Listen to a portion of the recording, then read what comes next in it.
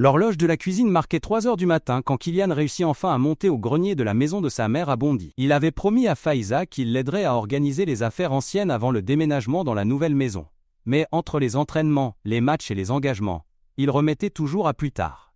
Maintenant, avec une semaine de congé, il décida de tenir sa promesse. Les cartons poussiéreux contenaient des fragments de toute une vie, des diplômes jaunis, des vêtements de quand il était enfant, des lettres écrites à la main en arabe qu'il n'avait jamais appris à lire complètement. Kylian sourit en trouvant sa première chaussure de foot, minuscule et usée, avec laquelle il avait marqué son premier but à 5 ans. C'est en ouvrant une boîte étiquetée « Document important » que sa vie changea à jamais. Entre certificats et papiers officiels, il y avait un livre de poésie arabe aux pages jaunies. Quand il le feuilleta distraitement, une photographie tomba par terre. L'image montrait 2 jeunes filles identiques, pas plus de 17 ans, enlacées devant une maison simple en briques rouges. Toutes 2 portaient des robes bleues similaires et souriaient à l'appareil photo. Mais il y avait quelque chose dans les yeux de l'une d'elles, une tristesse profonde qui semblait pressentir une séparation inévitable. Kylian reconnut immédiatement l'une d'elles. C'était sa mère, Faiza, mais des décennies plus jeune. L'autre fille était un mystère complet. « Kylian, tu es encore là-haut » La voix de Faiza résonna du rez-de-chaussée interrompant ses pensées. « Maman, tu peux monter ici ? Je dois te montrer quelque chose. » Quand Faiza apparut en haut de l'escalier, portant 2 tasses de thé à la menthe fumant, Kylian était assis par terre avec la photographie dans les mains. Le visage de sa mère pâlit instantanément, et les tasses tremblèrent dangereusement dans ses mains. « Où as-tu trouvé ça ?» Sa voix sortit comme un murmure étranglé. « C'était dans ton livre de poésie. Maman, qui est cette fille ? Elle est identique à toi. » Faiza posa les tasses par terre et s'assit lourdement à côté de son fils. Pendant 15 ans, elle avait gardé ce secret comme une blessure qui ne cicatrisait jamais complètement. Elle avait toujours su qu'un jour elle serait découverte, mais n'avait jamais imaginé qu'il serait si difficile de trouver les mots justes. « C'est Amina » dit-elle finalement, sa voix se brisant. « Ma sœur jumelle. » Le silence qui suivit fut assourdissant. Kylian eut l'impression que le sol avait disparu sous ses pieds. Toute sa vie, il avait cru que Faiza était fille unique, que leur famille était petite mais complète. Elle parlait toujours de son enfance en Algérie comme si elle avait été seule, ne mentionnant que ses parents et quelques cousins éloignés. « Sœur jumelle » répéta-t-il, sa voix chargée d'incrédulité. « Mais tu m'as toujours dit. Tu n'as jamais mentionné. »« Je sais, Habibi. Je sais que je t'ai menti. » Faiza prit la photographie avec des mains tremblantes. « Nous sommes nés à 15 minutes d'intervalle. Moi en premier. Puis elle. Notre mère avait l'habitude de dire que j'étais venu au monde pour ouvrir la voie à Amina, qui a toujours été plus timide, plus fragile. » Kylian observa l'expression de douleur profonde sur le visage de sa mère pendant qu'elle continuait. « Nous étions inséparables. Nous dormions dans le même lit, partagions les vêtements, les rêves, les secrets. Quand l'une de nous tombait malade, l'autre ressentait aussi les symptômes. Nous avions notre propre langage secret, des gestes que nous seuls comprenions. Chaque année, pour notre anniversaire, nous faisions le même vœu, ne jamais être séparés. »« Qu'est-ce qui s'est passé ?» demanda Kylian, bien qu'une partie de lui craignait la réponse. Faiza respira profondément, comme si elle se préparait à ouvrir une vieille blessure. « J'avais 19 ans quand j'ai rencontré ton père à Alger. Il était là pour le travail, représentant une entreprise française. Il était charismatique, intelligent, différent de tous les garçons que je connaissais. Quand il m'a demandé de partir avec lui en France, j'ai vu une opportunité de construire une vie meilleure. Et Amina ? Elle m'a supplié de venir avec moi. Elle a dit qu'elle trouverait du travail, qu'elle serait indépendante, qu'elle ne serait pas un fardeau.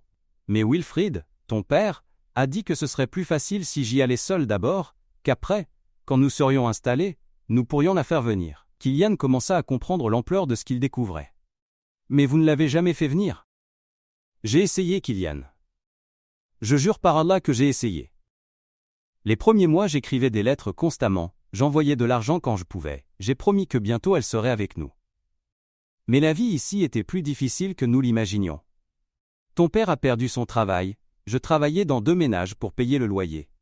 Puis tu es né et je me suis perdu dans le fait d'être mère, de survivre. » Les larmes commencèrent à couler sur le visage de Faiza. Des années de culpabilité trouvant enfin une issue. Les lettres d'Amina arrivaient régulièrement au début. Elle racontait son travail comme institutrice à l'école locale, comment elle apprenait le français toute seule pour être prête quand elle viendrait. Elle finissait toujours en demandant quand j'enverrais les papiers pour qu'elle puisse venir. Quand ont-elles cessé d'arriver ? Il y a environ 10 ans. La dernière lettre que j'ai reçue disait qu'elle avait réussi à économiser assez d'argent pour le billet, qu'elle attendait juste ma réponse. Mais je n'ai pas répondu, Kylian. J'avais trop honte. Comment expliquer que j'avais construit toute une vie sans elle? Comment dire que j'avais peur qu'elle ne s'adapte pas?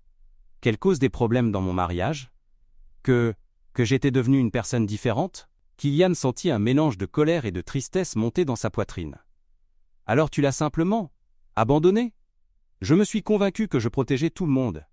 Qu'elle serait plus heureuse là-bas, sur sa terre, qu'ici, en essayant de s'adapter à un pays étranger. Mais la vérité, c'est que je me protégeais moi-même. J'avais peur d'affronter ce que j'avais fait, de voir la déception dans ses yeux. Kylian se leva brusquement et commença à marcher dans le grenier étroit. 15 ans de sa vie avaient été construits sur un mensonge. Il avait une tante. Une tante qui avait probablement attendu pendant des années, qui attendait peut-être encore. Une femme qui aurait pu faire partie de son enfance, qui aurait pu lui enseigner ses racines, la culture qu'il ne connaissait que superficiellement. Elle pourrait avoir des enfants, maman. Je pourrais avoir des cousins. Toute une famille que je n'ai jamais connue. Non, dit Faiza doucement. Dans la dernière lettre, elle écrivait qu'elle ne s'était jamais mariée. Elle disait qu'elle ne voulait pas prendre racine profondément jusqu'à savoir quel avenir elle aurait. La révélation frappa Kylian comme un coup de poing à l'estomac. Tu veux dire qu'elle a sacrifié sa propre vie en t'attendant? Le sanglot qui échappa à Faiza était chargé de 15 ans de regrets. J'ai détruit sa vie, Kylian. Détruit par égoïsme, par lâcheté. Et maintenant il est trop tard. Il n'est pas trop tard, dit Kylian avec fermeté, s'agenouillant à côté de sa mère. Il n'est jamais trop tard pour faire ce qui est juste. Mais si elle est morte, si elle me déteste, et si elle attend encore, interrompit Kylian. Et si elle est seule, se demandant tous les jours pourquoi sa sœur l'a abandonnée? Maman, nous ne pouvons pas défaire le passé, mais nous pouvons essayer de réparer le présent. Faiza regarda son fils avec un mélange d'espoir et de terreur. Tu ferais vraiment ça? Tu m'aiderais à la retrouver? Bien sûr. Mais d'abord je veux tout savoir. Chaque détail, chaque lettre, chaque souvenir. Je veux connaître la tante que je n'ai jamais eu la chance de connaître. Dans les heures qui suivirent, Faiza partagea des histoires qu'elle avait gardées pendant des décennies. Elle raconta comment elle et Amina avaient l'habitude de s'échapper de la maison pour regarder le coucher de soleil du haut de la colline la plus proche, comment elle partageait un seul livre de contes de fées qu'elle lisait et relisait jusqu'à mémoriser chaque mot. Elle décrivit les rêves qu'elles avaient de voyager dans le monde entier ensemble, d'ouvrir une petite école où elles enseigneraient aux enfants pauvres. Amina a toujours été la plus intelligente, dit Faiza, souriant à travers ses larmes. Elle connaissait par cœur tous les poèmes arabes classiques, parlait couramment 3 langues à 16 ans. Quand nous étions enfants, j'avais l'habitude de plaisanter en disant qu'elle était née avec toute la sagesse du monde. Et elle voulait être institutrice? C'était son rêve depuis toute petite. Elle disait que l'éducation était la seule vraie façon de changer le monde, de donner aux gens les outils pour construire des vies meilleures. J'imagine qu'elle a réussi à réaliser ce rêve, au moins. Kylian sortit son téléphone et commença à passer des appels. D'abord à son avocat, puis à un enquêteur privé qu'il avait déjà engagé pour d'autres questions. Sa célébrité et ses ressources pourraient enfin servir à quelque chose de vraiment important. « Qu'est-ce que tu fais ?» demanda Faiza alarmée. « Je retrouve notre famille, » répondit-il avec détermination. « Et cette fois, nous allons bien faire les choses. » La recherche prit 3 jours. L'enquêteur trouva les dossiers d'une Amina Mbappé. Elle avait gardé son nom de jeune fille, travaillant comme directrice d'une école primaire à Tizi Ouzou, la même ville où elle et Faiza étaient nées. Elle vivait dans une maison simple près de l'école, seule, ne s'étant jamais mariée. Quand Kylian montra l'information à sa mère, Faiza s'effondra à nouveau en larmes. Elle est encore là. Après toutes ces années, elle est encore dans la même ville. Attendre, compléta doucement Kylian. L'appel téléphonique fut le moment le plus tendu de la vie de Kylian. Il tint la main de sa mère pendant qu'elle composait le numéro avec des doigts tremblants. Le téléphone sonna 1 fois, 2 fois, 3 fois. « Allô ?» La voix de l'autre côté était douce, avec un accent familier qui faisait écho à celui de sa mère. « Amina ?» murmura Faiza, sa voix presque inaudible. Le silence qui suivit sembla durer une éternité. « Faiza, c'est vraiment toi, UKHT Albi ?» La voix d'Amina se brisa sur les mots arabes pour sœur de mon cœur. « Oui, c'est moi. Amina.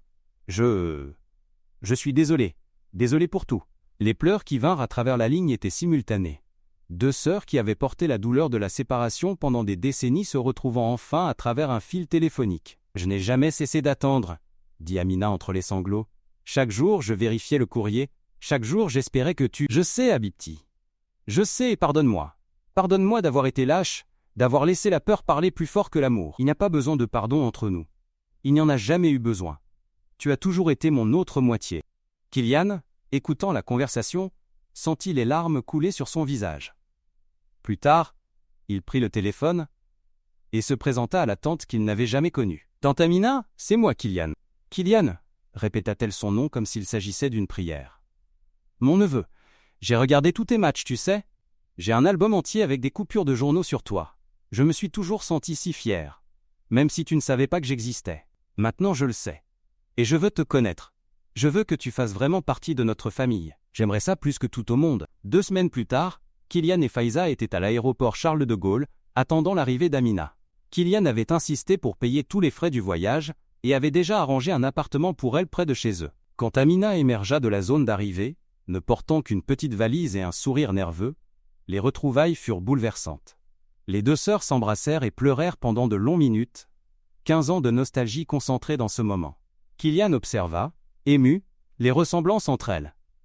Amina était légèrement plus petite que Faiza, avec des cheveux grisonnants soigneusement attachés, mais ses yeux avaient la même expression douce qu'il connaissait depuis l'enfance. « Tu es encore plus beau en personne, » dit Amina tenant le visage de Kylian entre ses mains. « Tu as les yeux de ta mère, mais le sourire est tout à toi. » Dans les jours qui suivirent, la maison se remplit d'histoires. Amina avait apporté des photographies, de vieilles lettres, des souvenirs d'une vie que Kylian n'avait jamais su qui existait. Elle lui apprit des mots en berbère, leur langue natale, et partagea des recettes traditionnelles que leur grand-mère leur avait transmises. « Ta mère a toujours été la courageuse », raconta Amina un soir, pendant qu'ils préparaient ensemble un dîner traditionnel algérien.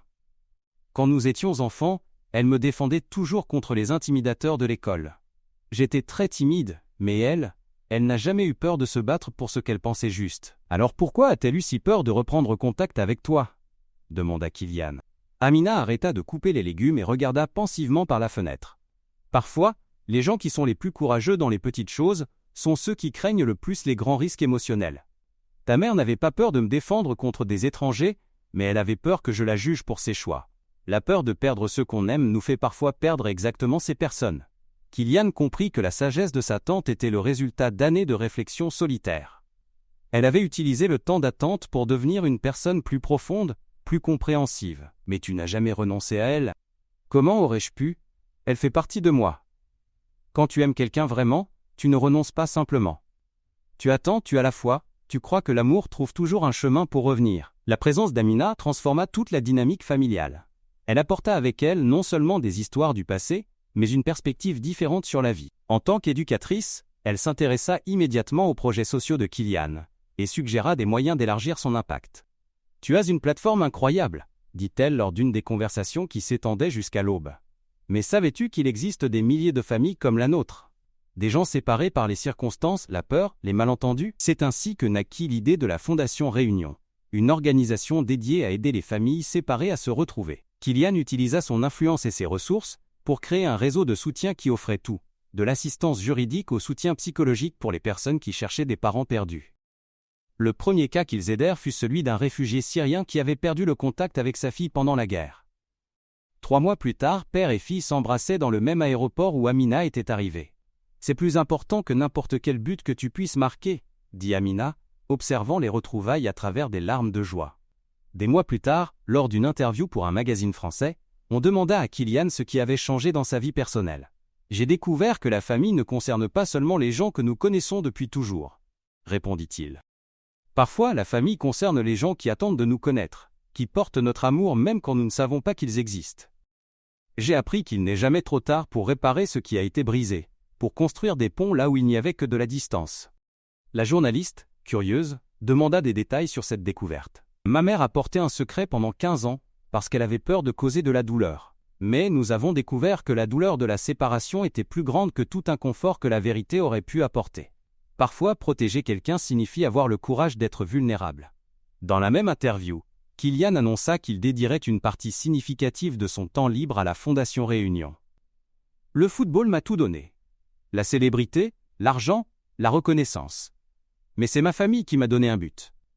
Maintenant, je veux utiliser tout ce que j'ai conquis pour aider d'autres familles à trouver ce que nous avons failli perdre pour toujours. Amina, qui avait assisté à l'interview depuis le public, s'approcha de lui après avec des larmes dans les yeux. « Ta grand-mère serait si fière, » dit-elle. Elle disait toujours que la plus grande richesse d'une personne ne réside pas dans ce qu'elle accumule, mais dans ce qu'elle est capable de donner. Tu as compris ça. 6 mois après les retrouvailles, la famille était réunie pour célébrer l'anniversaire des jumelles, le premier qu'elles passaient ensemble en plus de 20 ans. Kylian observait ses mères, car il pensait maintenant à Amina comme à une seconde mère, conversait avec animation sur les plans d'expansion de la fondation. Faiza s'était transformée depuis les retrouvailles. La culpabilité qu'elle avait portée si longtemps avait cédé la place à une énergie renouvelée. Elle travaillait activement dans la fondation, utilisant sa propre expérience pour conseiller d'autres familles séparées. « Tu sais ce qui me rend le plus heureuse ?» dit-elle à Kylian ce soir-là. « Ce n'est pas seulement d'avoir retrouvé ma sœur. C'est de savoir que notre erreur s'est transformée en quelque chose qui aide d'autres gens. Que notre douleur a eu un but. » Amina, de son côté, avait décidé de s'installer définitivement en France. Elle avait trouvé du travail dans une école d'un quartier d'immigrés, où elle utilisait son expérience pour aider les enfants à s'adapter à la nouvelle culture, sans perdre leurs racines. « J'ai toujours su que ma place était aux côtés de ma sœur », confia-t-elle à Kylian. « Même quand je pensais qu'elle m'avait oublié, j'ai toujours su qu'un jour nous serions à nouveau ensemble. Parfois, la foi est tout ce que nous avons pour nous soutenir. » Cette nuit-là, tandis que les deux sœurs s'endormaient côte à côte sur le canapé du salon, épuisées d'avoir tant parlé et ri, Kylian réfléchit à la façon dont une simple photographie avait tout changé. Il pensa à toutes les familles que la Fondation avait déjà aidées à se réunir, à toutes les histoires de pardon et de recommencement dont il avait été témoin. Il comprit que sa carrière dans le football, bien qu'importante, n'était qu'un véhicule pour quelque chose de plus grand, la capacité de toucher des vies, de guérir des blessures, de construire des ponts là où il n'y avait avant que du silence. Le secret que sa mère avait gardé pendant 15 ans, né de la peur et de la honte, s'était transformé en la plus grande bénédiction de leur vie. Non seulement parce qu'il avait ramené Amina, mais parce qu'il leur avait enseigné que l'amour véritable est capable de survivre à n'importe quelle distance, n'importe quel temps, n'importe quelle erreur. Et quand Kylian alla enfin se coucher cette nuit-là, il ne pensa pas au but qu'il marquerait la saison suivante, ou au titre qu'il pourrait conquérir. Il pensa à la photographie jaunie qu'il gardait encore dans son portefeuille, à l'attente qui faisait maintenant partie de sa vie quotidienne, et à la certitude que certaines découvertes valent plus que toutes les victoires du monde. La famille qu'il pensait connaître s'était élargie, et avec elle, sa compréhension de ce qui compte vraiment dans la vie. Ce n'était pas la célébrité ou le succès qui définissait qui il était, mais la capacité d'aimer, de pardonner et de construire des ponts là où d'autres ne voient que des abîmes. Et cela, il le savait, était un héritage qui durait bien plus longtemps que n'importe quelle carrière sportive.